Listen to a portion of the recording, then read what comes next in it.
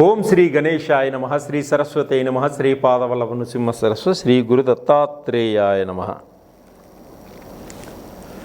శుక్లాం భరధరం విష్ణుం శశివర్ణం చతుర్భుజం ప్రసన్నవదనం ధ్యాయే సర్వవిఘ్నోపశాంతయే. అగజానన పద్మార్కం ఆగజాననమహర్నిశం అనేకదంతం భక్తానాం ఏకదంతముపాస్మహే.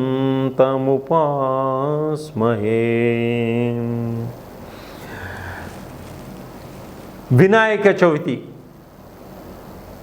ప్రేక్షకులందరికీ కూడా వినాయక చవితి శుభాకాంక్షలు. ఈ వినాయక చవితి రోజున అందరూ ఆనందంగా, ఉత్సాహంగా, ఉల్లాసంగా ఉండాలని, మీకున్న కష్టాలన్నీ తొలగిపోయి కుటుంబంతో సుఖ సంతోషాలతో ఉండాలని మా ఛానల్ వాళ్ళు మీకు ఈ ప్రత్యేక కార్యక్రమాన్ని ఇస్తున్నారు. ఇంకొకసారి ప్రేక్షకులందరికీ మరోసారి శుభాకాంక్షలు. వినాయక చవితి 2024లో భాద్రపద శుక్ల చవితి సెప్టెంబర్ 7 శనివారం నాడు వినాయక చవితి మనం జరుపుకుంటున్నాం. ఈ వినాయక చవితిలో మన ఛానల్ వాళ్ళు ఒక ప్రత్యేకతని మీకు అందిస్తున్నారు. అది ఏమిటంటే, వినాయక చవితి రోజున మన అందరం వినాయకుడికి పూజ చేసుకుంటాం. పూజ చేసుకున్నాక ప్రతి రాశివారు ఎటువంటి నైవేద్యాన్ని వినాయకుడికి సమర్పిస్తే, ఎటువంటి పత్రాలు వినాయకుడికి సమర్పిస్తే మీకు అద్భుతమైనటువంటి ఆశ్చర్యకరమైనటువంటి విజయాన్ని సాధిస్తారు, ఆర్థిక పరంగా ఎలా ఎదుగుతారు, ఉద్యోగాలు రాని వాళ్ళకి ఏ విధంగా ఉద్యోగాలు వస్తాయి, వివాహం కాని స్త్రీలకి ఏ విధంగా వివాహం అవుతుంది, విదేశాలకు వెళ్ళాలి అనుకునే వారికి ఏ విధమైనటువంటి మంచి అవకాశాలు వస్తాయి, భార్యాభర్తల మధ్య కుటుంబంలో అన్యోన్యత, దాంపత్య జీవితం ఏ విధంగా ఏర్పడుతుంది, వ్యవసాయం చేసుకునే వారికి అధికమైనటువంటి దిగుబడి ఏ విధంగా వస్తుంది, వ్యాపారాలు చేసుకునే వారికి వ్యాపారంలో మంచి లాభాలు ఏ విధంగా వస్తాయి, విఘ్నాలు తొలగిపోయి విద్యార్థులు చదువులో ఉన్నత స్థానానికి ఎదగడానికి ఏ విధంగా గణపతి సహకరిస్తాడు, ఇవన్నీ కూడా మీకు చెబుతూ ప్రతి రాశి వారికి ఏ విధమైనటువంటి పరిహారాలు చేసుకుంటే అద్భుతమైనటువంటి విజయాన్ని సాధిస్తారో ఇప్పుడు మీకు తెలియపరుస్తున్నాం. కర్కాటక రాశి భాద్రపద శుద్ధ చతుర్థి నాడు, వినాయక చవితి నాడు స్వామివారిని భక్తి శ్రద్ధలతోటి పూజించి స్వామివారికి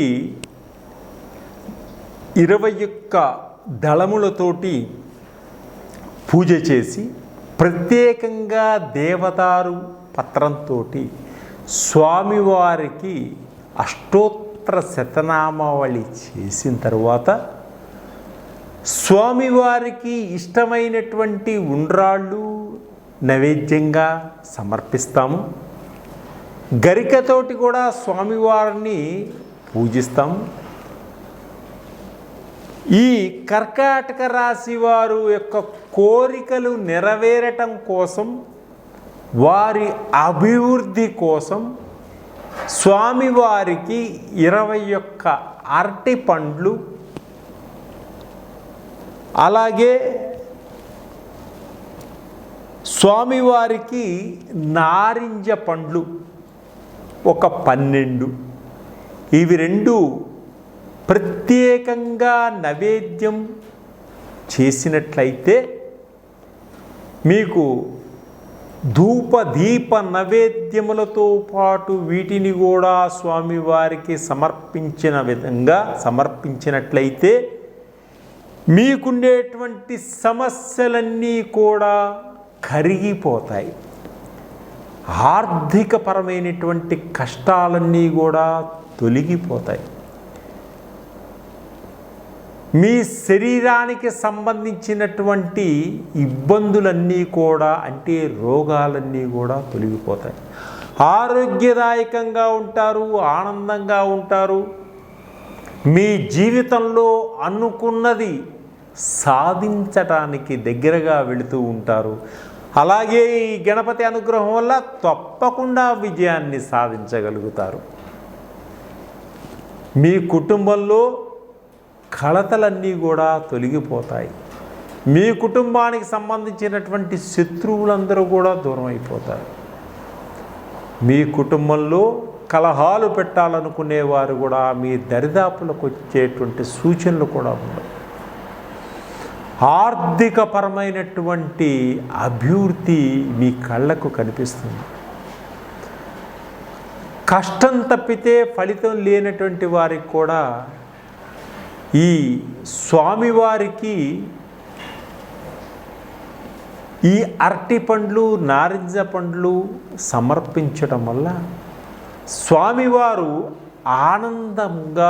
ఆనందదాయకంగా ఆనందం పొంది మీ కోరికలు వచ్చే సంవత్సరం వినాయక చవితి లోపల తీర్చేటువంటి అవకాశం ఉంటుంది. మీకు ఒక మంచి మార్గాన్ని చూపిస్తారు. ఆ మార్గంలో మీరు వెళ్ళండి, తప్పకుండా విజయాన్ని సాధిస్తారు. మీరు అనుకున్న కోరికలు నెరవేరుతాయి. 2025 వినాయక చవితి లోపల గ్రహాల యొక్క స్థితిగతులు అతీతముగా ఉన్నప్పటికీ స్వామివారు తలుచుకుంటే శాసించగల శక్తి ఆయనకు ఉంది. కాబట్టి మనం స్వామివారిని ఎప్పుడైతే ఉపాసించి స్వామివారిని ప్రార్థిస్తామో ఆయన అనుగ్రహ కటాక్షాలతోటి గ్రహాలన్నీ కూడా ఉధృతాన్ని తగ్గించుకోగలుగుతాయి. మన అనుకున్న కోరికలన్నీ నెరవేర్చుకునేటువంటి మార్గాన్ని చూపిస్తాయి. ఈ వినాయక చవితి రోజున మనకి స్వామివారి కరుణా కటాక్ష అనుగ్రహాలు పొందాలి అంటే ఆ గణపతి యొక్క బీజమంత్రాన్ని 108 సార్లు ప్రార్థించినంత మాత్రాన, ప్రతిరోజు ప్రార్థించిన జనాకర్షణ ధనాకర్షణ కలిగి ఆర్థిక పరంగా సంతోషదాయకంగా కుటుంబం ఎల్లరూ ఉత్సాహవంతంగా ఉండేటువంటి సూచనలు కనిపిస్తున్నాయి. కాబట్టి ఆ మంత్రాన్ని నేను చెప్తాను, తప్పకుండా రాసుకోండి. ఆ మంత్రాన్ని తప్పుగా చదవకండి. 1కి 4 సార్లు విని చక్కగా నేర్చుకోండి. ఓం గం గణపతయే నమః, ఓం గం గణపతయే నమః అనగానే స్వామివారు తప్పకుండా మీకు దర్శన భాగ్యాన్ని కూడా కలిగించేటువంటి మంత్రం, మహామంత్రం ఇది. ఈ మంత్రాన్ని చేసుకోండి. మీకున్న కష్టాలన్నీ పోగొట్టుకోండి. మంచి స్నేహితుల్ని ఏర్పరచుకోండి. మీ జీవితాన్ని అభివృద్ధిపరచుకోండి. సర్వే జనా సుఖినో భవంతు. అసలు గణపతి, వినాయకుడు, విఘ్నేశ్వరుడు అనే పేర్లతోటి మనం వినాయకుడిని ఎన్నో రకాలుగా పిలుచుకుంటూ ఉంటాం. భారతదేశంలో ఉత్తర దక్షిణాల్లోనూ పశ్చిమ కనుమల్లోనూ జరుపుకునేటువంటి మొట్టమొదటి పెద్ద పండగ మన వినాయక చవితి పండగ. భాద్రపద శుద్ధం అంటే వర్ష ఋతువు మధ్య భాగం. ఊళ్ళో చెట్లన్నీ కాచి పూచి ఉంటాయి కాబట్టి పచ్చదనంతో నిగనిగలాడుతూ ఉంటాయి వృక్షాలన్నీ కూడా. పొలాల్లో ఉన్నటువంటి రైతులు పనులన్నీ పూర్తి చేసుకొని ఇంటికి వచ్చినప్పుడు ప్రకృతి మనకిచ్చినటువంటి ఆకులు, అలములు, ఔషధాలన్నీ కూడా దృష్టిలో ఉంచుకొని వినాయకుడికి పూజ చేయడం జరుగుతూ ఉంటుంది. వినాయక చవితి వ్రతాన్ని ఏర్పాటు చేసుకొని ప్రజలందరూ, రైతులందరూ వాతావరణ కాలుష్యం కూడా నివారించుకోవడానికి ఈ వ్రతం చాలా ఉపయోగపడుతుంది. భాద్రపద శుద్ధ చవితి నాడు ఆకాశంలో తెల్లవారుజామున మీరు చూసినట్లయితే సూర్యోదయ సమయానికి ముందుగా ఆకాశంలో ఎలుక గుంపు, బాణ గుంపు, హస్త గుంపు, నక్షత్రాలు ఉదయిస్తూ ఉంటాయి కనుక మనం అందాల బొజ్జ గణపతిని ఏనుగు తొండంతో, ఎలుక వాహనంతో దర్శించుకునే భాగ్యం మనకు కలుగుతుంది. మనమంతా ఆ స్వామిని మనసా వాచా వేడుకోగలుగుతాం. ఆకాశంలో ఆ గణపతిని మనం చూడగలుగుతాం. అలాగే ప్రతి వినాయక చవితి 2024 భాద్రపద శుక్ల చవితి సెప్టెంబర్ 7 శనివారం రోజున మనందరం కలిసి ఈ వినాయక చవితి మనం చేసుకుంటాం. మనకు ఎన్నో రకాలైనటువంటి పండుగలు ఉన్నాయి, రకరకాల పండుగలు ఉన్నాయి. ఒక్కొక్క పండుగకి ఒక్కొక్క ప్రత్యేకత ఉంది. అలాగే మొట్టమొదటిసారిగా మనం చేసుకునే పండుగ, అందరూ ఇష్టపడే పండుగ, పిల్లలు ఆనందంగా ఆడుకుని పాడుకుని ఉత్సాహంగా చేసుకునే పండుగ మన బొజ్జగణపయ్య పండుగ, వినాయక చవితి పండుగ. విఘ్నాలకు అధిపతి అయినటువంటి ఈ విఘ్నేశ్వరుని వినాయక చవితి మొట్టమొదటి పండుగగా ప్రతి మనిషి కూడా ఈ వినాయక చవితి చేసుకోవడం జరుగుతుంది. ఎందువలనంటే ప్రతి మనిషికి ప్రతి పనిలోనూ విఘ్నాలు కలగకుండా ఆ పని పరిపూర్తిగా పూర్తి చేసుకుంటూ ముందుకు సాగాలనేటువంటి ఉద్దేశంతో, ఎటువంటి అడ్డంకులు రాకుండా ఉండాలనే ఉద్దేశంతో, కుటుంబం అంతా సఖ్యతతో ఉండాలనే ఉద్దేశంతో ఈ వినాయక చవితి జరుపుకుంటాడు. అలాగే పార్వతీ పరమేశ్వరుల పెద్ద కొడుకైనటువంటి ఆ వినాయకుడిని పుట్టినరోజుగా మనం చేసుకుంటూ ఉంటాం ఈ వినాయక చవితి. ఈ పండుగ పిల్లలు పెద్దలు అందరూ కూడా ఇష్టపడేటువంటి ఆనందదాయకమైనటువంటి పండుగ ఈ వినాయక చవితి. ఈ రోజున, ఈ వినాయక చవితి రోజున ప్రాతకాలమునే లేచి ఇల్లంతా శుభ్రపరచుకొని మామిడి ఆకులతోటి, బంతి పూలతోటి చక్కగా ఇల్లంతా అలంకరించుకొని తలారా స్థానంబు చేసి కొత్త బట్టలు ధరించి గణపతిని, మట్టి గణపతిని తీసుకొని పూజలో ఉంచి పూజ మొదలు పెట్టుకోవాలి.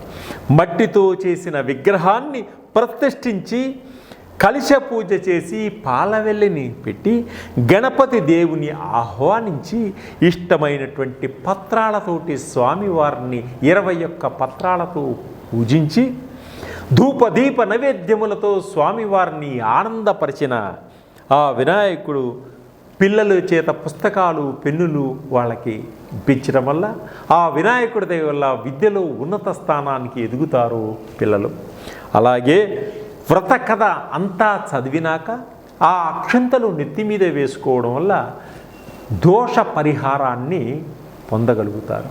అలాగే ఈ వినాయక చవితి ఒక్క రోజున నిమజ్జనం చేస్తారు, 3వ రోజు తర్వాత నిమజ్జనం చేస్తారు, 5 రోజుల తర్వాత నిమజ్జనం చేస్తారు, కొంతమంది 9 రోజుల తర్వాత నిమజ్జనం చేస్తారు, కొంతమంది 11 రోజుల తర్వాత నిమజ్జనం చేస్తారు. అయితే ఈ వినాయక చవితి రోజున మనకి 12 రాసులు ఉన్నాయి కదా, 12 రాసులు. ఈ 12 రాసుల వారు వినాయకుణ్ణి ఏ విధంగా పూజిస్తే వారికి ఎటువంటి ఫలితాలు వస్తాయి, ఏ విధంగా అభివృద్ధిలోకి వస్తారు, ప్రతి మనిషిలోనూ ఒక కోరిక ఉంటుంది. ఆ కోరిక నెరవేర్చుకునేటువంటి మార్గాన్ని చూపించేవాడు దయామయుడు, కరుణామయుడు మన వినాయకుడు. వినాయకుడు అంటే నాయకుడు, మనల్ని ముందుకు నడిపించేటువంటి నాయకుడే వినాయకుడు. మనల్ని చీకటిలో నుంచి వెలుతురులోకి తీసుకెళ్ళేవాడే వినాయకుడు. ఆ విఘ్న వినాయకుడు అతను కరుణామయుడు, దయామయుడు. క్షమాగుణం కలిగిన వాడు. ఎటువంటి దేవతలైనా తొందరగా క్షమించరు, కానీ గణపతి త్వరగా క్షమిస్తాడు. మంచి దయా కరుణ కలిగిన వాడు. అటువంటి వారిలో మేషరాశి నుంచి మీనరాశి వారు వరకు వీరందరూ కూడా మీ పూజా సమయంలో స్వామివారికి ఎటువంటి నైవేద్యాలు సమర్పించాలి, ఎటువంటి పూజ చేసుకోవాలి, ఏ విధంగా పూజించినా గ్రహాల యొక్క స్థితిగతులన్నీ మన మీద ఉధృతాన్ని చూపించకుండా గణపతి కాపాడుకుంటూ వస్తాడు. మన యొక్క కోరికలన్నీ నెరవేర్చుతాడు. మేషరాశి వారు ఈ భాద్రపద శుద్ధ చవితి నాడు వినాయకుణ్ణి పూజిస్తూ